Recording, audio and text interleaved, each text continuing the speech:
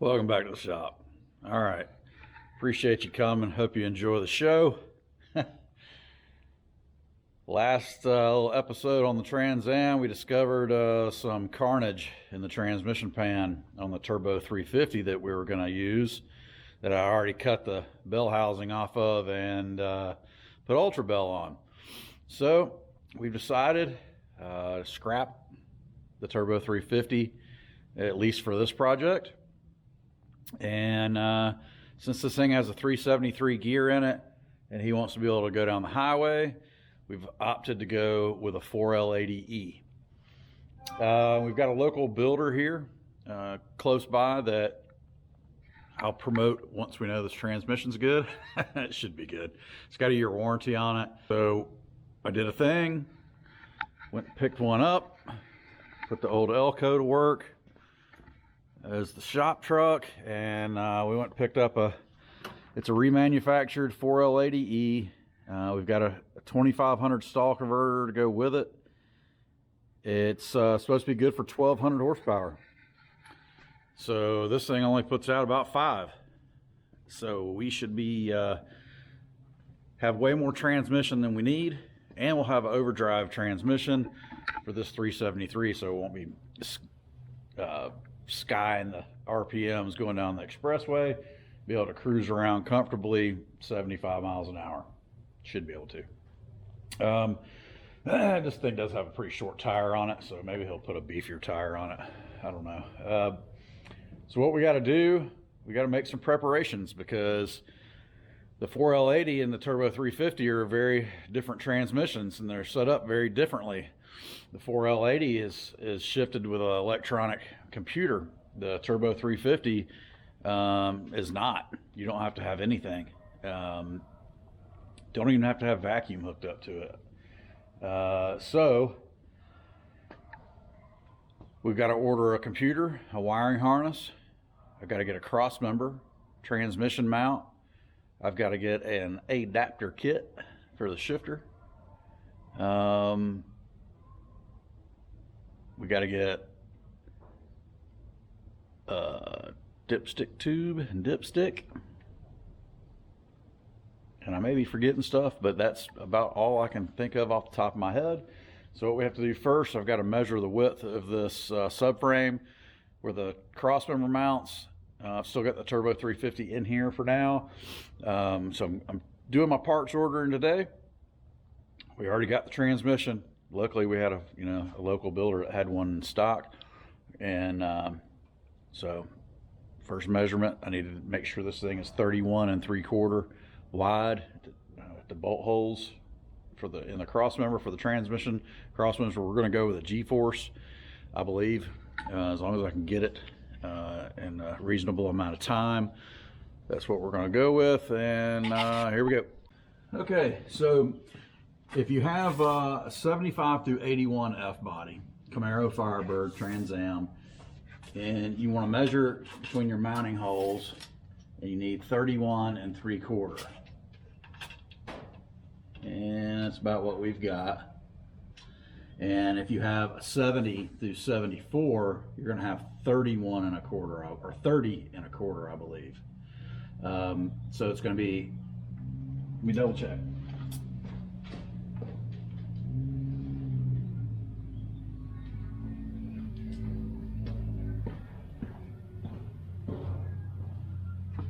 $30 1/2 on a 70 through 74 F body.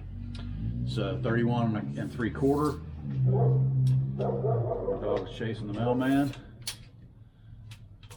Yep. And that's what we got, roughly. So we know we're not at 30. You gotta be careful, because somebody along the way may have changed the subframe out, or you may not have the year model car you thought you did. So just double check. It says so on the website. We're going to order it for 75 through 81, because that's what we've got. So we got all the measuring out of the way. I got on the computer and did some ordering about 2 days ago. This is Thursday. I believe that was Tuesday I did all the ordering. Yeah, it was Tuesday. I got on the horn with G-force, got a cross member and a transmission mount. And I think I got the rest of everything from Summit Racing. out of Atlanta. They had everything. I think they sent me everything in stock. Well, the UPS man just left. So he had a G-Force box and he had a Summit box. So I'm thinking all my parts are already here, which is a miracle. I don't think I've had that quick of a parts order since 2019. This is 2023. So we're gonna pull these boxes in and see what we got. Fragile. Oh yeah, they handled with care, all right. Look at this. Yeah, dog, I know. You got your stick. Give me 5. Good girl. All right, let me have that stick. You gonna give it to me? No? All right, well, go lay down and chew on that. So that's our box from G-Force. That should be our cross member on our mount. We'll open that in just a second. This is our box from Summit. We got oil tank, catch can for oil vapors. Got some fittings. None of this is for you, Bailey. We got us a dipstick for a 4L80. Gotta love it. No, it's not. It does say stick, but it's not your stick, Bailey. All right, we got bracket for B&M shifter. That should let us mount this mega shifter to the 4L80. Let's see what's in here. It's like Christmas. I've never seen that kind of packaging. All right, that is, what is that? Oh, this is a cold air kit. Cold air kit. We got to get some filtered air. Gotta get some filtered air to the intake, so we got us a cold air kit. We may have a dilemma with the radiator. The radiator that we use with the Pontiac 400 motor. That's dog, man. And the cold air kit look like they're going to collide with the cold air kit. Looks like it's going to collide with the upper radiator hose. I don't know. Let's lower it down. Let's see. Come on, dog. Come on, dog.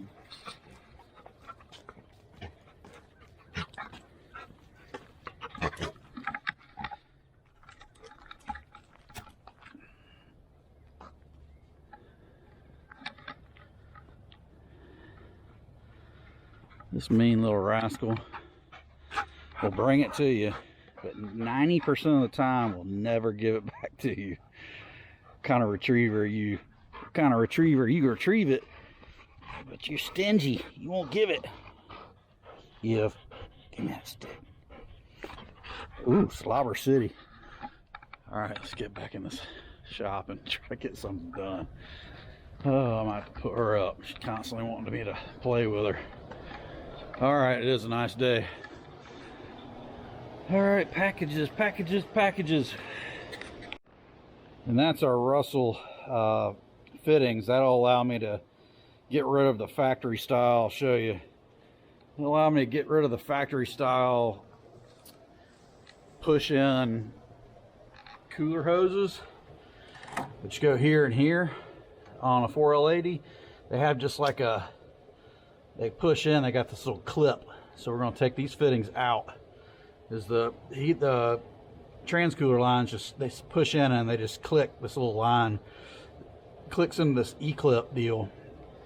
So we're not going to use that style, and I'm not going to put that plug back in, it looks like. So we're going to put these Russell fittings in, and then we're going to build some custom cooler lines.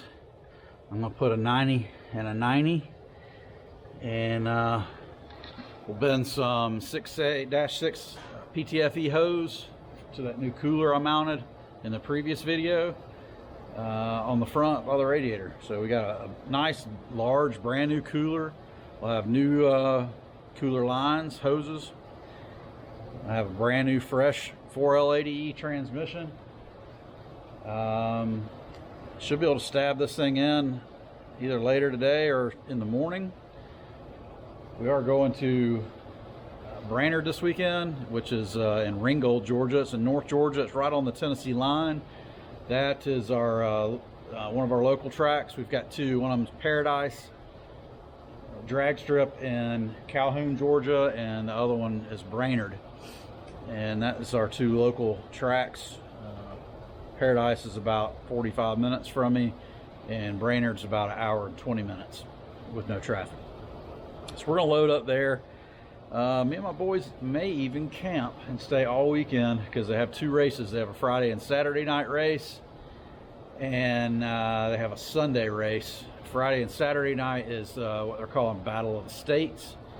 I have participated in that race years ago when they first started it, probably back in, like, I don't know, 2010 or something. I can't remember when it was, when I had my IROC.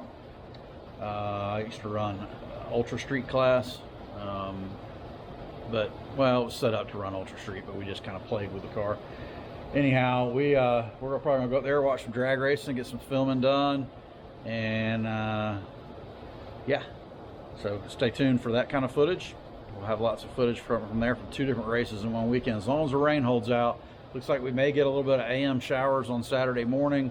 Hopefully it'll be, it's supposed to be full sun after that though. Hopefully it'll be enough to dry the track in a ample amount of time to get the race in. And then on Sunday they'll have a whole different race, which is called the Big Dog Brawl. In that race, we drove all the way up last Friday night to go watch that, because I think it was rescheduled to last Friday night because of rain out, and then it rained it out again on Friday night. So we drove all the way up, and I even called the owner of the track, and I called Steve and said, "Hey, is it raining up there?" He said, "We're driving the track. Head on up, man. We do have one little cloud that's kind of in the radar, so it may rain." But so I held my fingers like this and drove all the way up, but I guess I didn't hold them tight enough because it rained and we couldn't race. So all right, we're gonna lower this down, see what this cold air kit looks like. All right, before I lower it down, I went ahead and got the cross member out of the box. There's my cross member and my transmission mounts from G-Force, not sponsored. They sent it really quick. I'm glad. It said it could be 5 days or so. So that'll replace this and this to allow the 4L80 to go in nice and easy, hopefully. It comes with the mount. Well, it didn't come with the mount, but I purchased the mount through them, and it comes with all the bolts. So that should go in nice and easy. Our original goal was to try to keep everything as factory looking as possible. You know, we didn't want to hack this thing up to a race car. We want to try to keep this thing really nice. He's going to get it painted after it leaves here. Oh, it's going to get exhaust and it's going to get painted, and he just wants this thing to be a really, really nice second gen Trans Am. So we're going to keep the original shroud, but I really don't think that's going to be an option. I really don't, not thinking that's going to pan out for us. We've got a route. If we keep this radiator in this configuration, here's our upper, lower's on that side. Most LS's are upper and lower is on the driver or on the passenger side. So you'd have this hose go into there, and then that hose go into the bottom. Well, I figured, you know, this ought to be fine. We can probably find a hose that'll bend this way. It shouldn't be a problem. If I got to notch this out or something a little bit, that wouldn't be a big deal. No, I don't think that would be a big deal until we start trying to filter the motor. And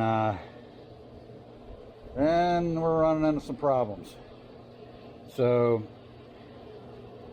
either way we go with this, I mean, I could have it cut down. I could cut that down and get it to possibly work.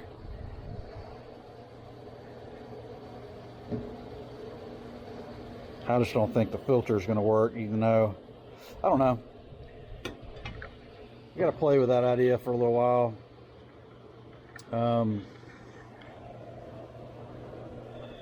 Let me put the grommets on it and the filter on it and just see how bulky this thing really is. We may be able to modify this deal to make it work with a shroud, but I don't think so. I think it's going to be, might be a little constrictive on the flow. If we start whacking this thing down into pieces, I don't know. Let me think about that for a minute. No, I don't have any clamps on it or anything like that. I'm just kind of playing with mock-up. This is kind of how it's supposed to go. If we leave that much length on that end, it's definitely gonna not work with a shroud. If I cut it down,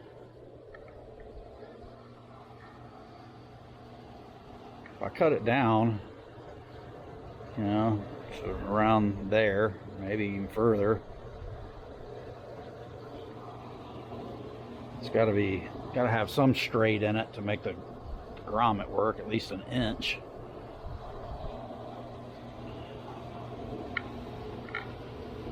Probably make it work. I need to cut this end down, mount it, and see if we need to modify this end any.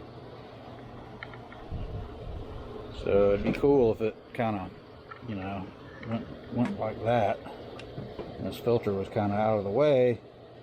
But in order to do that, that's going to be in our way.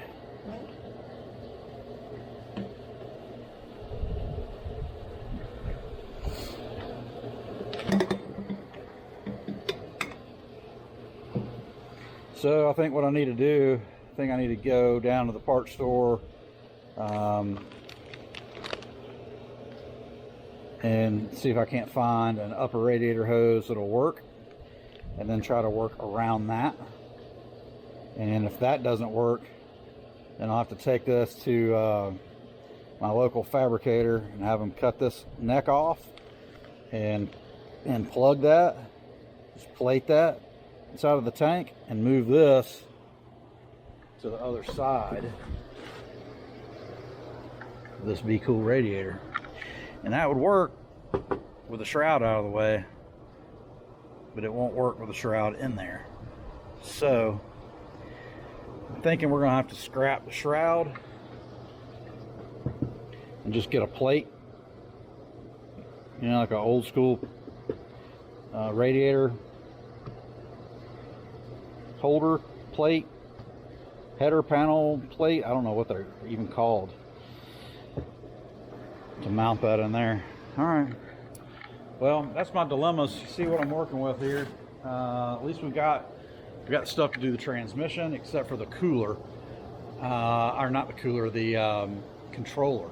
So I have a controller ordered with a wiring harness. You'll have to come back in the next video to see which one I ordered and see how long it takes to get here. But in the meantime, we're going to go ahead and start rocking and rolling on getting this Turbo 350 out, get the new cross member in, get the turbo or the 4L80 in, and get that all bolted up, get the cooler lines ran, and see what we have to do. But I think the first thing I'm going to do is try to find me an upper radiator hose for this deal, and that way my fabricator can take the radiator while I'm doing the transmission stuff and move that stuff around, and then we can find a hold down or a plate to hold that radiator in without the shroud, because as you can see, the shroud holds it in now, but they make plates just like this, you know, that hold them in. No big deal. It'll bolt right where that shroud's bolted in. No one will even know the difference. Once you get all this stuff in, it's going to look so good, and then it'll really expose that aluminum radiator too. It's going to look awesome, and yeah, it's going to look great. So come back and see us in the next one. I appreciate you guys watching. You know what to do. Hit subscribe, hit that bell notification if you haven't. Come back and see us in the next one. This project is soon to be smoking tires.